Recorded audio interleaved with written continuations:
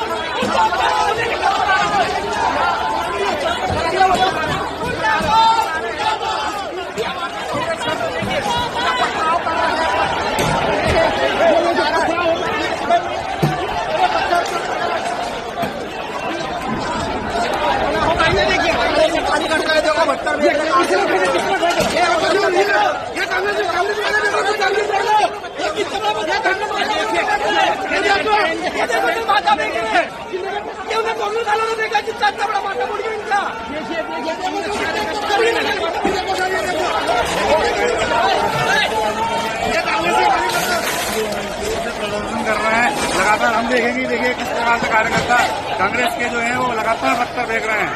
और देखिए दोनों तरफ से पत्थर हो रहे हैं। मीडिया के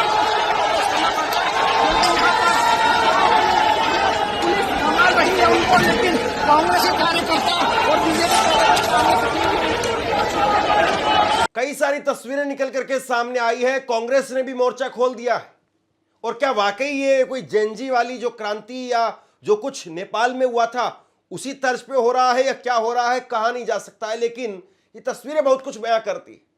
मीडिया के कैमरों के सामने अगर इस तरीके से भाजपा के झंडे हाथ में लेकर के ये पत्थर मार रहे हैं और ये यहां पर दिखाई दे रहा है कि रेजिडेंशियल ये इलाका है, यानी लोग यहां पर रहते हैं और यहां पर ये सब कुछ हो रहा है, दिन दहाड़े सब कुछ हो रहा है, तो आप सोचिए कि अगर कैमरे नहीं होते या ये कोई दूसरा क्षेत्र होता तो फिर क्या होता।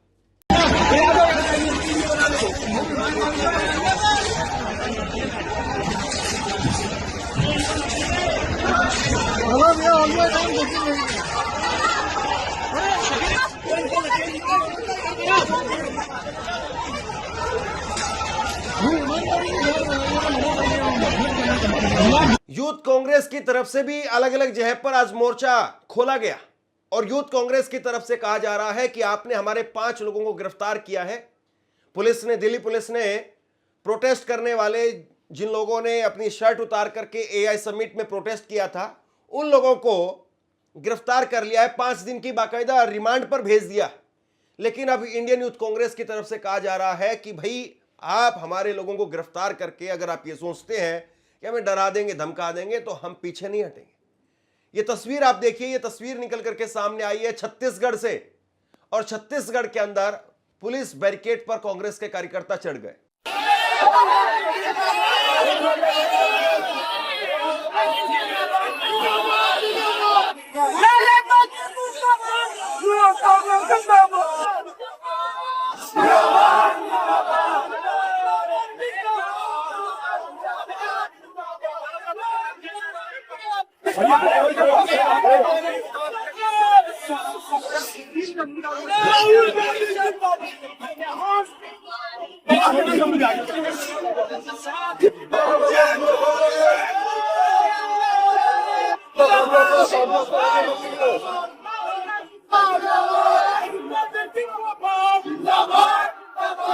इसी तरह से चंडीगढ़ के अंदर भी हंगामा देखने को मिला, और चंडीगढ़ में भी पुलिस को खासी मशक्कत करनी पड़ी कांग्रेस कार्यकर्ताओं को रोकने के लिए।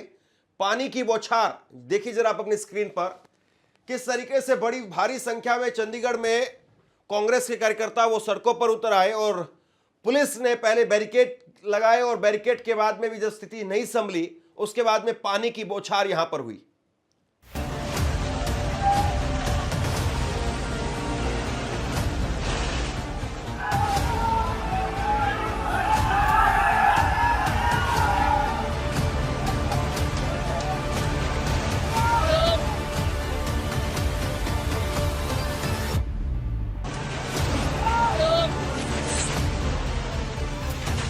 देखिए सबसे बड़ी बात यह है कि क्या वाकई अब ये मामला सड़कों पर आकर के सड़कों पर जोर जबरदस्ती या ताकत के आधार पर तय होगा, या देश में कई संविधान, कानून और ये सारी चीजें अभी भी एग्जिस्ट करती हैं, या फिर जिसकी लाठी उसकी भैंस, ये जंगल राज वाला कानून जो है वो लागू हो जाएगा।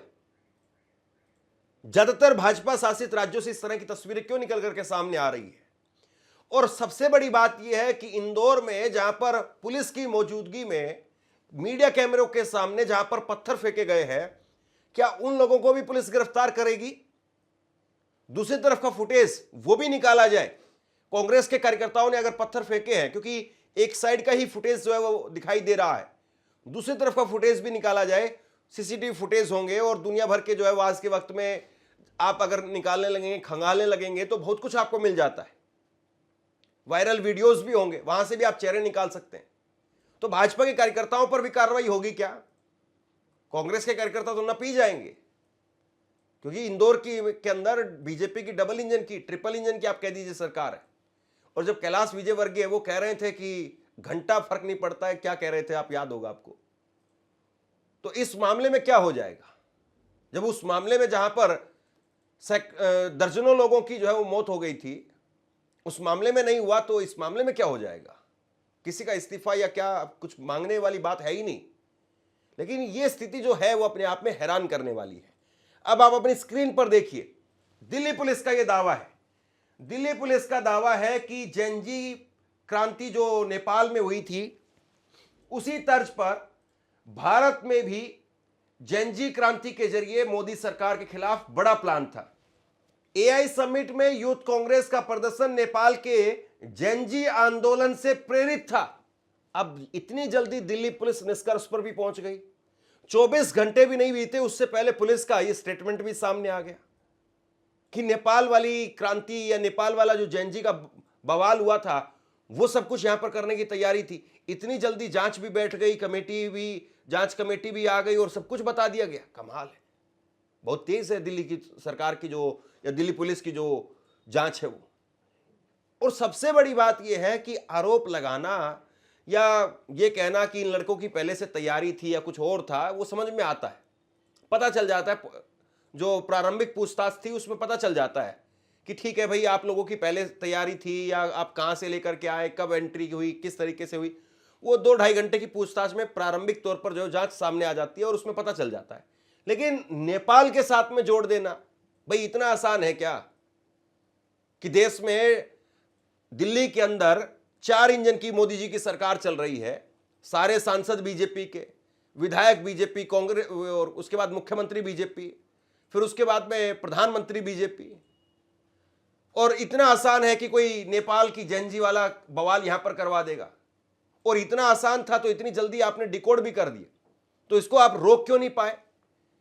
एलआईयू कहां था उस वक्त में? लोकल इंटेलिजेंस यूनिट वो कहां थी? उसको क्या नहीं पता था कि अगर नेपाल जैसी क्रांति यहां पर करवाने की कोशिश हो रही है तो आपकी इंटेलिजेंस कहां थी? आपने 24 घंटे के अंदर अंदर इतना सब कुछ खंगाल लिया, तो इससे आप रोकने के लिए क्या कर रहे थे?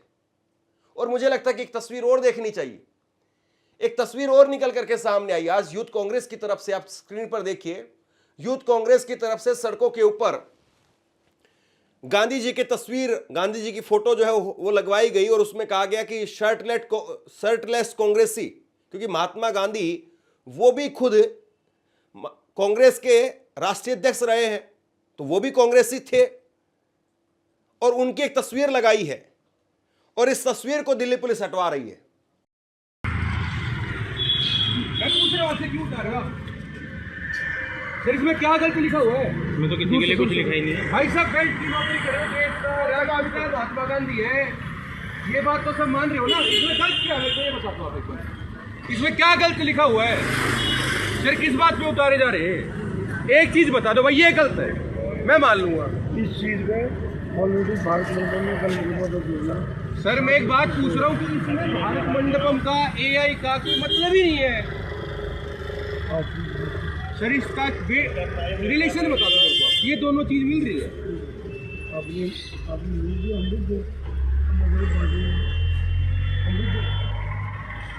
ना ही है सर, ना इसमें पीएम कॉम्प्रोमाइज करता, ना इसमें प्रोटेस्ट का मतलब कुछ नहीं है।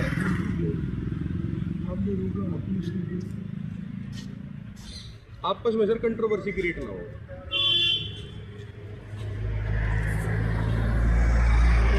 ये जो कुछ हो रहा है ये वाकई हैरान करने वाली बात है।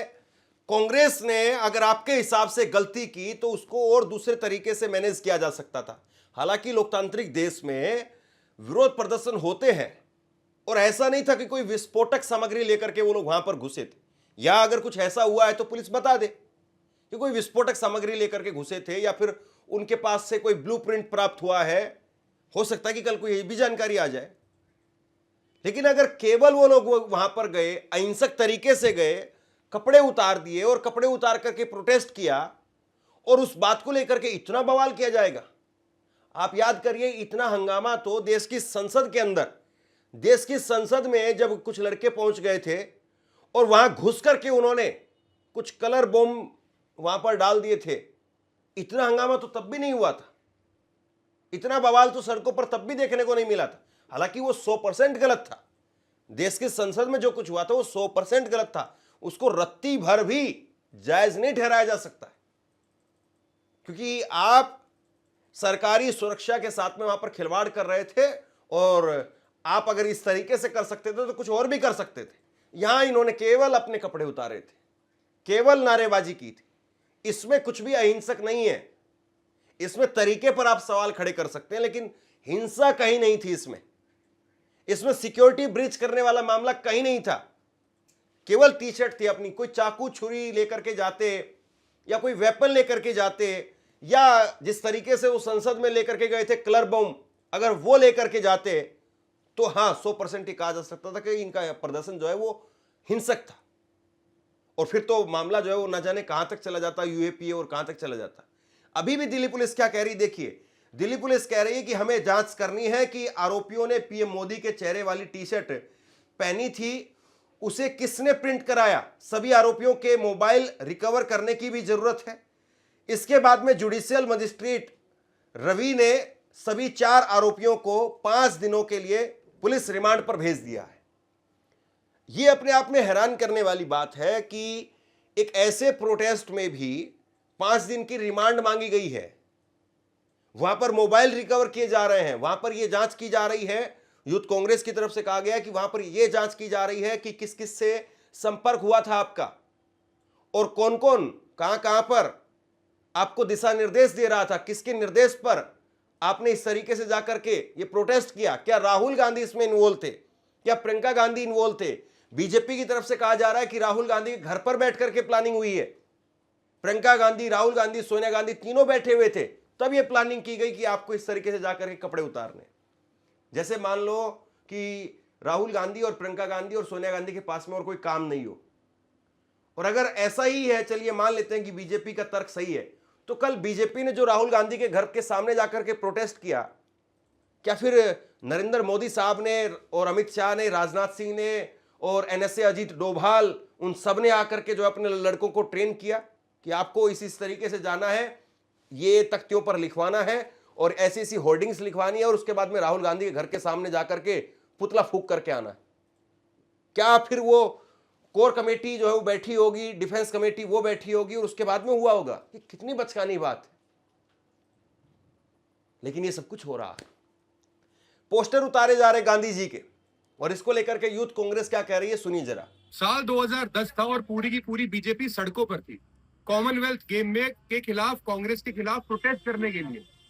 लेकिन जब एआई समिट के अंदर यूथ कांग्रेस के साथी एक यूएस के साथ हुई फेल डील के साथ और अपने कॉम्प्रोमाइज पीएम को एक्सपोज करने के लिए वहां पर पहुंचे, जिसमें उन्होंने किसी के साथ कोई बदतमीजी नहीं करी, किसी के साथ कोई हाथापाई नहीं करी, उनके खिलाफ मुकदमा दे दिया गया और पूरे देश का मीडिया और भाजपा लग गई है इस प्रोपेगेंडा को फैलाने के लिए कि शर्टलेस होकर इन्होंने प्रोटेस्ट किया। ये व्यक्ति शर्टलेस था जब अंग्रेजों के साथ लड़ रहा था, जब आपसे कोई सवाल नहीं पूछता था। जो आज हमें ज्ञान दे रहे हैं कांग्रेसियों को कि प्रोटेस्ट कहां पे करना चाहिए, कैसे करना चाहिए, किसके साथ करना चाहिए, इनके बाप दादा शायद उस समय आजादी से पहले भी यही कहते गांधी जी को कि आप नमक फैक्ट्री के बाहर प्रोटेस्ट मत करो, आप ये शर्टलेस होकर प्रोटेस्ट मत करो। तो ये बड़े सोचने की बात है। आज जब विरोध ही करना है तो विरोध की कोई जगह, विरोध का कोई समय नहीं होता। सरकार के खिलाफ अगर हमने अपनी आवाज उठाई, अपनी आवाज बुलंद करी है, तो सोच समझ के करिए और हम अपने साथियों के साथ खड़े हैं। जय हिंद, जय भारत। आपसे कुछ कहना चाहता हूं। आज के वक्त में पत्रकारिता करना कितना मुश्किल काम है, लेकिन अगर ऐसे में भी कोई आपकी खबर दिखा रहा है, कोई आपके मुद्दे पर बात कर रहा है, तो आपको भी उसका साथ देना चाहिए।